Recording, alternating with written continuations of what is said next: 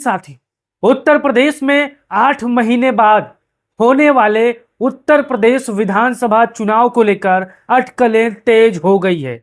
क्या यूपी में 8 महीना पहले विधानसभा चुनाव हो पाएंगे? क्या वर्तमान भारतीय जनता पार्टी इतनी जल्दबाजी में क्यों है?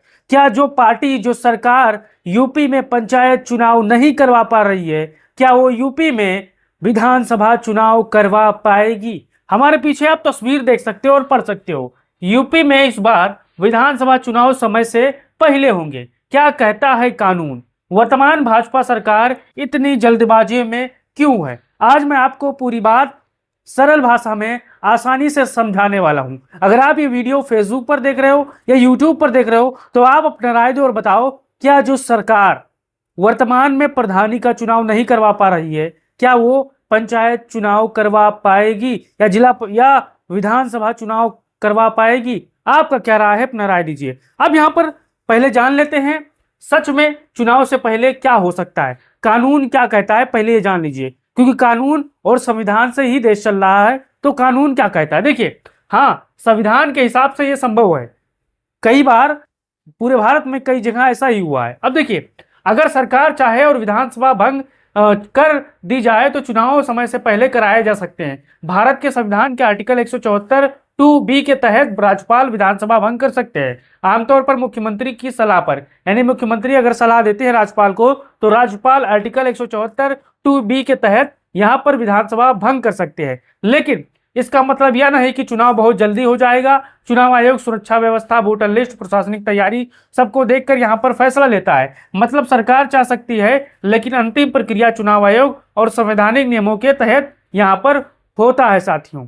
अब हमारे जितने भी साथी होंगे, अगर संवैधानिक नियमों के तहत ये चीजें हो सकती है, लेकिन यहां पर आप अपना राय जरूर दीजिएगा इसको लेकर। अब यहां पर आगे देखिए, आखिर इतनी जल्दबाजी और चर्चा क्यों है?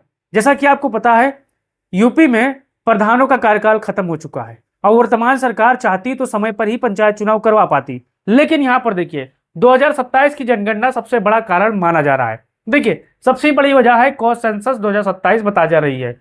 रिपोर्ट के अनुसार 2027 में जनगणना का दूसरा बड़ा चरण फरवरी के आसपास होना है। उसी समय यूपी विधानसभा चुनाव भी तय है।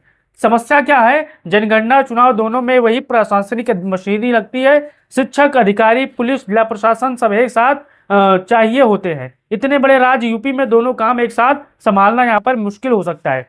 लेकिन आपको याद होगा, यूपी में कई चरणों में चुनाव होते हैं। पश्चिम में शुरू होता है चुनाव, दक्षिण आते आते, पूरब आते आते कई चरण यहाँ पर निपट जाता है। अब यहाँ पर आगे देखिए, क्या सरकार राजनीतिक फायदा भी देख रही है? आप लोगों को पता होगा कि भारतीय जनता पार्टी अभी बंगाल जीती है। और बंगाल कैसे जीती है? भारतीय जनता पार्टी के नेता मंत्री का उत्साह बढ़ा हुआ है, क्योंकि भाजपा ने अभी बंगाल में प्रचंड जीत हासिल की है। उसी को देखते हुए क्या हो रहा है, भाजपा क्यों जल्दी चुनाव का चाह सकती है? यहाँ पर देखिए, राजनीतिक विश्लेषण क्या कहते हैं, जो राजनीतिक जानकार हैं वो कहते हैं विपक्ष अभी पूरी तरह एकजुट नहीं है। भाजपा संगठन के रूप में सबसे मजबूत दिख रही है। कई बड़े प्रोजेक्ट 2026 तक पूरा होने वाले हैं। हिंदुत्व प्लस विकास प्लस कानून व्यवस्था का नैरेटिव अभी सरकार के पक्ष में है। कुछ लोग मानते हैं कि जब माहौल अनुकूल है हो तो चुनाव जल्दी करा लेना राजनीति की पुरानी रणनीति होती है। भारत में पहले भी कई राज्यों में सब सरकारों ने समय से पहले भी चुनाव कराए हैं।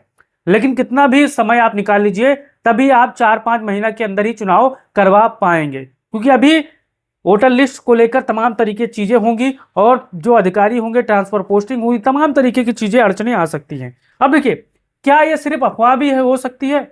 अब बहुत लोग जो राजनीतिक जानकार हैं वो सिरे से इस चीज को खारिज करते हैं। लेकिन राजनीतिक जानकार दो तरह के होते हैं, एक सत्ता का होता है, एक विपक्ष का होता है। तो जो सत्ता पक्ष है वो सरकार की बड़ाई कर रहा है, और जो विपक्ष का राजनीतिक जानकार है वो कहते हैं कि यह सिर्फ अफवाह भी हो सकती है। हालांकि जो मुख्य विपक्षी दल है समाजवादी पार्टी, इसको लेकर क्या कहती है मैं आगे आपको बताता हूँ। हाँ, अभी तक कोई आधिकारिक घोषणा नहीं हुई है। अभी यह पूरी तरह राजनीतिक चर्चा और मीडिया रिपोर्ट्स पर आधारित है। याद रखें, चुनाव आयोग ने अभी कोई तारीख ऐलान नहीं किया है।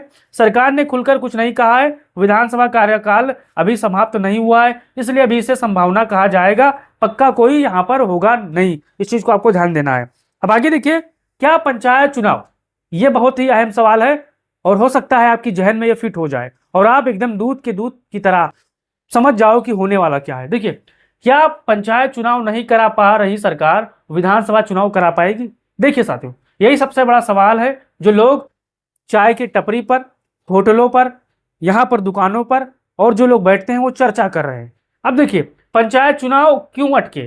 त्रिस्तरीय पंचायत चुनाव में कई दिक्कतें हैं, आरक्षण निर्धारण, ओबीसी आरक्षण विवाद, परसीमन, प्रशासनिक तैयारी, कानून चुनौतियां, ये सब यहाँ पर कई दिक्कतें हैं जो पंचायत चुनाव नहीं हो पाई। लेकिन सरकार अगर चाहती तो पहले ही तैयारी करके काम करवा सकती थी, लेकिन सरकार यहाँ पर नहीं चाहती कि पंचायत चुनाव हो। अब देखिए, लेकिन विधानसभा चुनाव और पंचायत चुनाव अलग कैसे? यहाँ पर देखिए बड़ा फर्क है, मैंने आपको समझाने की कोशिश कर रहा हूं।